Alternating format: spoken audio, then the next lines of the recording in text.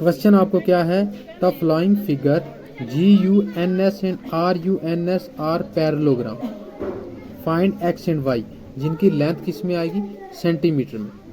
ठीक है, ये आपने क्या करना है, ये निकालना। ओके, हम क्या करते हैं,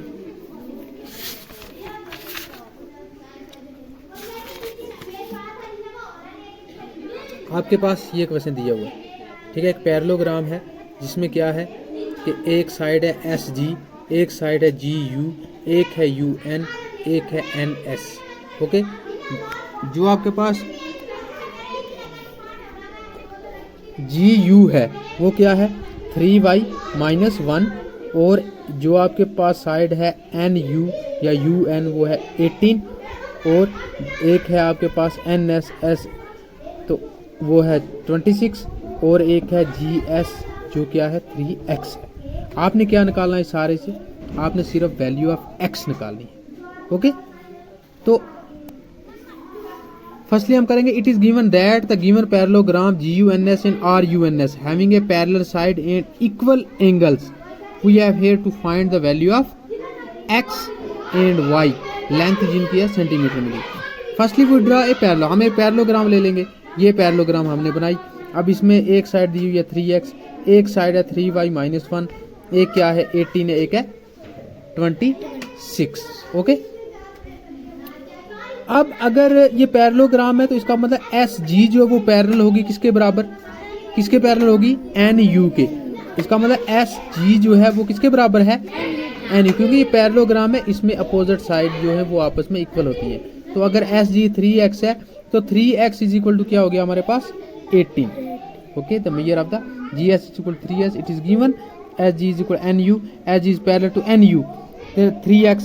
अब SG मेरे पास क्या है 3x है, तो मैं कहूँगा 3x is equal to 18, x की वैल्यू मेरे पास क्या आ गई यहाँ से 6। ओके,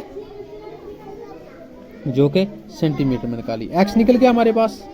ठीक है, अब हमारे पास x निकल गया, तो अगर x की हम यहाँ पे वैल्यू दे देंगे क्या 6, तो हमारे पास देखो ये भी क्या होगी 6 3 = 18, और ये साइड भी 18, ये भी यहाँ से हमारी एक बार क्लियर हो गई।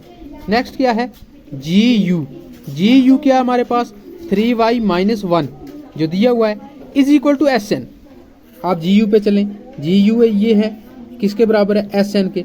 अगर ये साइड इसके पैरेलल है, इसका मतलब अगर ये पैरेललोग्राम है तो ये साइड इसके बराबर है, तो ये साइड अगर 3y - 1 है तो 3y - 1 इज इक्वल टू 26।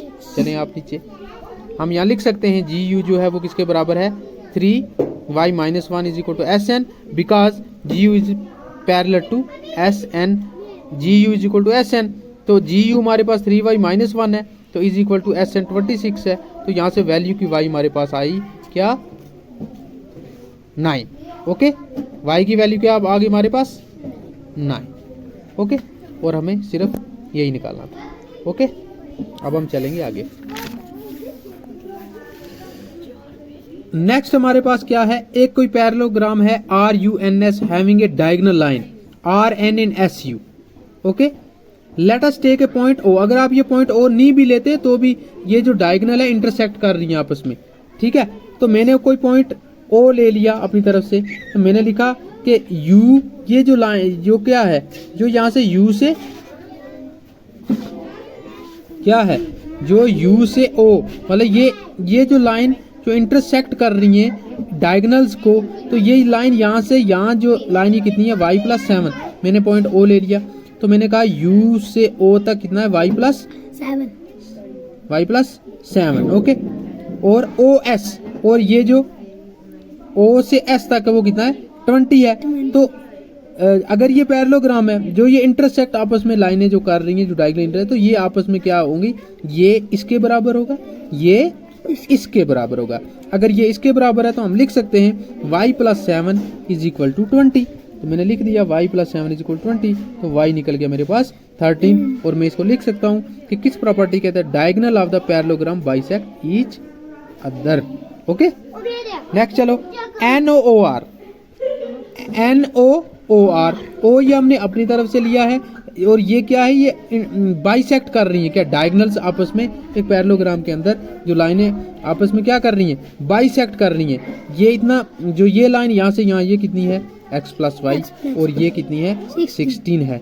ये लाइन यहाँ से यहाँ जितनी है उतनी ही ये लाइन यहाँ से यहाँ है।